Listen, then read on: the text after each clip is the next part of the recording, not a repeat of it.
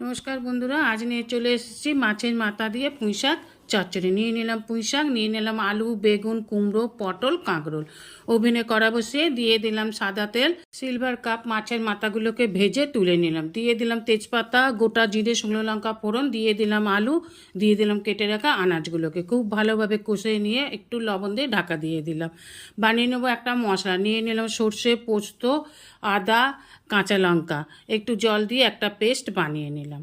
এবার 2-3 মিনিট পর ঢাকা খুলে আনাজগুলো ভালোভাবে সিদ্ধ হয়ে গেছে দেখে নিয়ে মাছের মাথাগুলো দিয়ে দিলাম কেটে রাখা পুঁই শাকগুলোকে। দিয়ে দেবো 1 টিস্পুন হলুদ গুঁড়ো। এবার খুব ভালোভাবে নেড়ে চেড়ে দিয়ে দিন ঢাকা। 2-3 মিনিট পর ঢাকা খুলে আরেকটু নেড়ে নিয়ে দিয়ে দেবো বেটে রাখা মশলাটা। আর নেড়ে নিয়ে দিয়ে দেবো 1 টিস্পুন চিনি, দিয়ে দেবো গরম মশলা গুঁড়ো। এবার নেড়ে চেড়ে নামে নিলেই তৈরি মাছের মাথা দিয়ে পুঁই শাক।